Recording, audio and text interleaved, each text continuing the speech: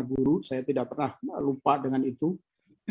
Dan peran guru itu luar biasa besar, menjadikan seseorang itu apakah dia akan sukses atau dia akan menjadi loser ke depan. Pemerintah sangat berpihak kepada teman-teman guru, termasuk di dalam proses seleksi ini. Saya katakan kenapa berpihak, pertama sesuai dengan perjuangan yang disampaikan, yang selalu disampaikan oleh Mas Menteri, kemudian Pak Iwan Sarir waktu beliau masih menjadi Dirjen GTK, sekarang PLT-nya Prof. Nunu. Bagaimana kita betul-betul bisa memberikan keberpihakan pada teman-teman guru yang sudah mengabdikan dirinya mengajar, dan ada kepastian kepada mereka. Keberpihakan ini tentu tidak main-main, termasuk kami di Panselnas, bagaimana teman-teman Dikbud menegosiasikan berbagai macam afirmasi kepada Bapak Ibu semua guru. Dan tentu akhirnya ini kita loloskan, berbagai macam afirmasi tadi kita loloskan di dalam Panselnas, dan ini kesempatan luar biasa besar, luar biasa baik dari pemerintah kepada teman-teman guru sebagai bagian dari apresiasi pemerintah kepada teman-teman guru. Dalam seleksi tahun 2022 ini juga diberikan afirmasi kembali. Seleksinya dilakukan secara tertutup. Artinya hanya diberikan kepada, saat ini paling tidak, itu hanya diberikan kepada teman-teman guru yang terdaftar di dalam data Dapodik dan data THK2 Bappenas, THK2 BKN, termasuk kalau teman-teman guru yang sudah memiliki sertifikasi PPG. Nah, karena pendaftarannya tertutup tadi, maka tentu mereka akan diprioritaskan bagi mereka-mereka yang mengajar di sekolah induknya. Nah, bisnis proses ini yang kemudian harus dituangkan ke dalam sistem pendaftaran sehingga nanti tidak ada pendaftar yang salah kamar dalam tanda kutip. Salah kamar misalnya dia harusnya itu honor di sekolah negeri 1, tapi dia di Klaten misalnya, tapi dia mendaftar di sekolah negeri 1 Yogyakarta karena tiba-tiba datanya tadi muncul di Yogyakarta misalnya. Nah, bisnis proses ini sudah dimatangkan dengan teman-teman di Kemendikbud berdasarkan data-data dari Kemendikbud, dan seleksi administrasi ini kan karena seleksi tertutup tentu seleksi administrasi tidak perlu dilakukan karena datanya sudah by name dalam konteks ini. Kemudian diumumkan siapa mereka, kemudian bisa mencetak nomor pesertanya, kemudian pelaksanaan seleksinya. Nah, kalau seleksinya kemudian dilakukan seleksi terbuka, sementara kalau guru itu kan seleksinya melalui sistem UNBK nanti. Jadi setelah datanya clear semua, maka mereka mendaftar, mereka kemudian mencetak kartu peserta, maka mereka bisa mengikuti seleksi di sistemnya UNBK. Kalau dalam ancar-ancar awal, proses ini kita mau lakukan secara keseluruhan, dengan melalui mekanisme terbuka dan tertutup tadi, maka paling cepat pelaksanaan seleksi tadi bisa kita laksanakan di minggu ketiga bulan November. Pendaftaran yang juga harus mengikuti skema yang diatur di dalam PP 11 2017 ataupun di dalam PP 49 2018.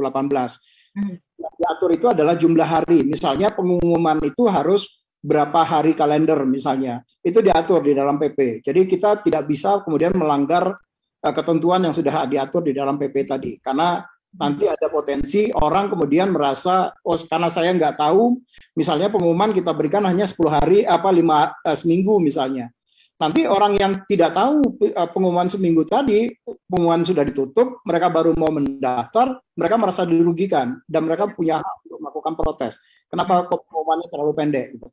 Nah, skema ini harus diikuti, karena itu adalah mandat di dalam peraturan perundang-undangan kita. Nah, kalau kita melaksanakan seleksi di minggu ketiga bulan November, kemudian dilakukan pengolahan hasil, ya insya Allah pengumumannya nanti akhir-akhir atau di minggu ketiga, minggu keempat bulan Desember itu sudah bisa diumumkan. Ya, sekitar 1 bulan, karena harus direkonsiliasi semua data, harus dilakukan rekonsiliasi semua data, jangan sampai nanti datanya kemudian tiba-tiba baru masuk, ternyata dia lebih tinggi skornya dari yang sudah terlanjur diumumkan. Nah, kan jadi salah. Jadi semua data harus dipastikan masuk dulu, kemudian baru diolah. Setelah diolah, baru kemudian ditandatangani juga secara digital oleh Kepala BKN. untuk ditentukan kelulusan yang bersangkutan. Keberpihakan pemerintah ini tentu tidak akan datang berulang kali. Untuk keberpihakan ini tentu juga sejalan dengan bagaimana pemerintah ingin menyelesaikan layanan dasar ini kepada seluruh masyarakat Indonesia. Tadi kami sampaikan kalau guru setidaknya dengan kita mengangkat guru ini, kita mengurangi termasuk tadi ada yang sudah lulus PG, berarti kalau Pak Hasyim masuk Dapodik dan formasinya diusulkan, harusnya itu udah aman. Karena yang lulus PG itu sudah bisa langsung diangkat menjadi PPPK guru yang lulus PG, Bapak Ibu sekalian. Mudah-mudahan di sini udah masuk semua nih formasi dan Dapodiknya. Jangan sampai gak nyambung. Dapodik ada, nggak diusulkan formasi, nggak bisa juga.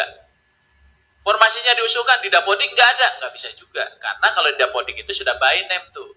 Berarti yang lulus PG itu otomatis akan diangkat. Udah pasti. Ya, karena dia masuk ke dalam prioritas 1 kan gitu ya. Jadi yang PG itu selesai gitu kan. Gitu Pak. Jadi sistematis penyelesaian kita itu. Ya, jadi yang begitu juga tenaga kesehatan ini agak belum rapi. Karena nggak nyambung antara sistem SDM kesehatannya dengan usulan formasi. Ini yang saya nggak ngerti di kesehatan. Padahal kami sudah buka seluas-luasnya. Nah kalau ini yang 2 ini selesai, minimal kita mengurangi tenaga-tenaga lainnya. Ya, mengurangi tenaga-tenaga lainnya. Nah oleh sebab itu, minimal, kan paling banyak tadi kata Bu Kaban, guru dan tenaga kesehatan. Seharusnya ini bisa selesai di tahun ini untuk guru dan tenaga kesehatan. Mumpung ini menjadi prioritas nasional. Ya, tapi kemarin banyak yang ragu-ragu. Saya bilang kalau ragu-ragu nggak ada uangnya gampang. Kita angkat dulu sesuai dengan uangnya. Yang belum nanti kita keluarkan kebijakan secara bertahap. Tahun depan ada uangnya kita angkat langsung. Nggak usah ikut tes lagi. Ada database-nya gitu. Jadi padahal kita nggak usah ragu-ragu kan gitu ya. Nah, oleh sebab itu kita pun pikirkan tuh ke depannya kira-kira seperti apa. Gitu ya. Nah oleh sebab itu Bapak Ibu sekalian, ini dari proses yang saat ini pun belum terpenuhi semua tuh Pak Hasyim. Dari total kita tuh yang di aplikasi Dapodik ada 758.000 dibandingkan dengan formasinya. Nah kalau kita bandingkan, lanjut kita masih separuhnya di Pak Hasyim. Ya, dari proses 750.000 itu baru 328.000. Padahal kita buka nih, makanya saya bilang tadi logika formasi kita ini kebalik. Kita kok yang ngomong ke teman, ayo dong gitu. Biasanya kan kita potong tuh Pak. Ya, kalau yang untuk guru khusus nih, ya minimal ini yang bisa ngurangi tadi. Tapi ternyata kesempatan ini nggak dimanfaatin semua.